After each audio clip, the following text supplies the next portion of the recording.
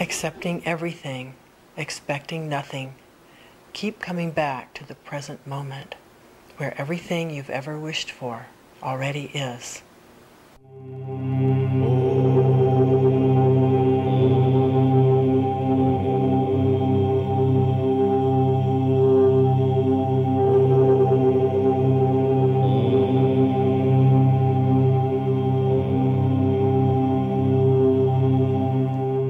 Hello, I'm Jack Wexler, and I'm going to be your guide on this journey of enlightenment.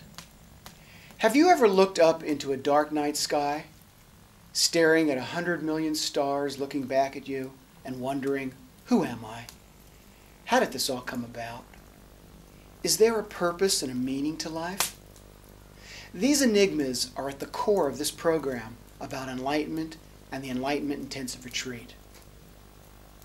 Here's a quick overview of what's ahead in the program. Part 1 clarifies what is enlightenment and explores what different people and traditions have to say about the enlightenment experience. The way it's classically described is that there's an at-oneness. There's no difference between the observer and the observed. It is the same. Part 2 introduces you to the Enlightenment Intensive Retreat and explores its origins and history. Tell me who you are. Tell me who you are. Tell me who you are. Tell me who you are. Yes. It could be just like or similar to a Japanese Zen sesshin, in which people intensely work on who are they, but instead of working alone, it would be in the context of a dyad. All came away with it and left me. And Part 2 also explains how the process of enlightenment is accelerated when honest communication to a partner is combined with meditation. I feel energy in my head and this discomfort in my stomach.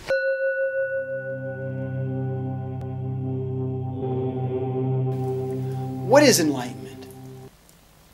In recent years, the word enlightenment has increasingly been used to describe expanded or altered states of consciousness. But what is it really describing?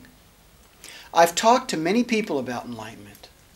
Some people have a clear understanding of it, but most people have a mistaken or preconceived idea with regards to what enlightenment is.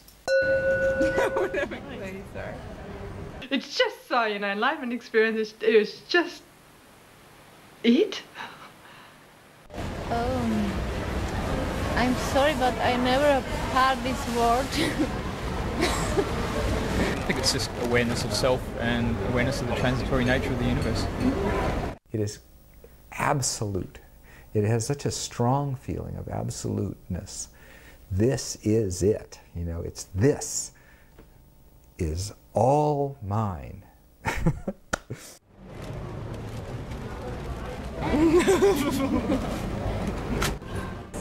What enlightenment is comes from the word light, and enlighten would be to lighten up one's mind.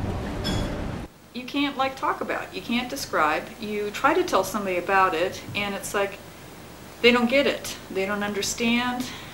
There's no words. There's no terminology. There's nothing in this life that compares to it. There's no way to describe it or talk about it. Period.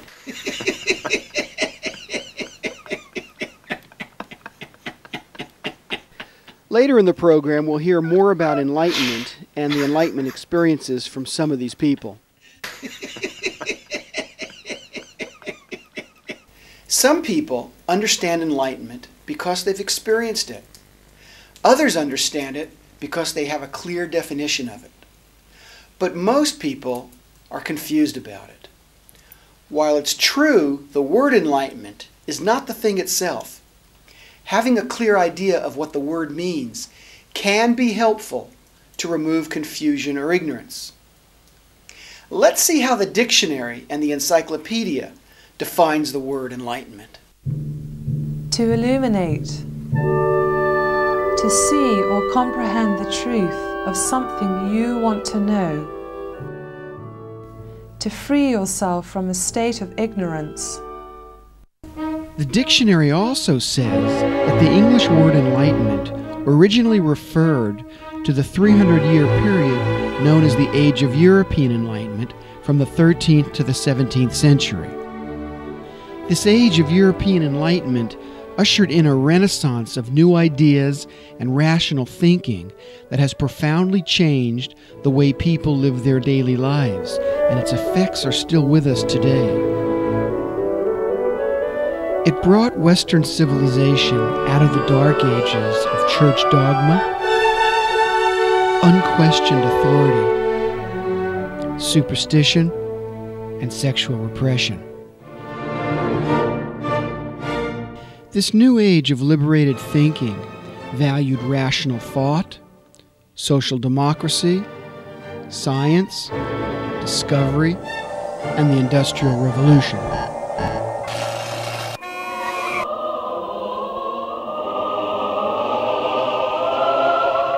This new age of enlightened thinking grew from a materialistic philosophy and a worldview that saw matter as the basis of reality and existence. The 17th century French philosopher-scientist Rene Descartes expressed this philosophy when he wrote, Je pense, donc je suis. I think, therefore I am. This materialistic philosophy says that knowledge of oneself and one's world comes only through the use of reason, intellect, and logic. This philosophy of life has had a profound effect on Western civilization and has become increasingly established as a firm point of view in Western education and social life. As the materially focused West rushed into the 20th century, the speed of change in Western civilization continued to increase at such a dizzying pace that in spite of the material well-being, large numbers of people began to feel as if they were living in a vast, mechanized, impersonal world that they had no individual control over. A world obsessed with chasing material power, control of society and individuals,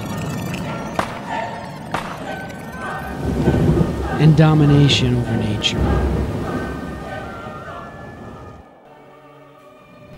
In the face of this technological hyperchange, more and more people began feeling lost and disconnected from their traditional ways of life.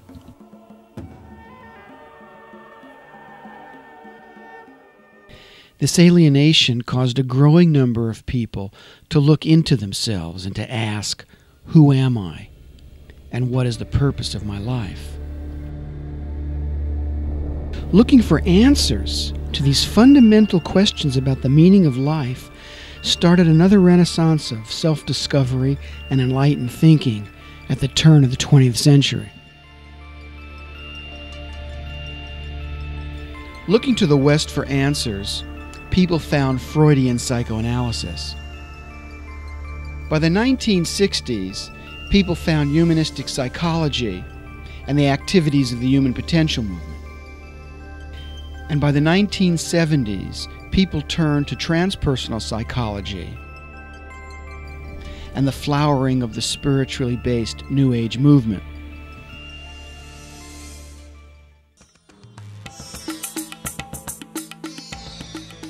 Looking to the East, people discovered the practices of yoga, meditation, and the non-materialistic philosophies of Asia.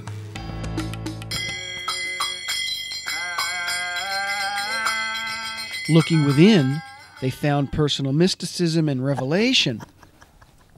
It's so silly. We keep on playing games to find out who I am, who another is, what life is.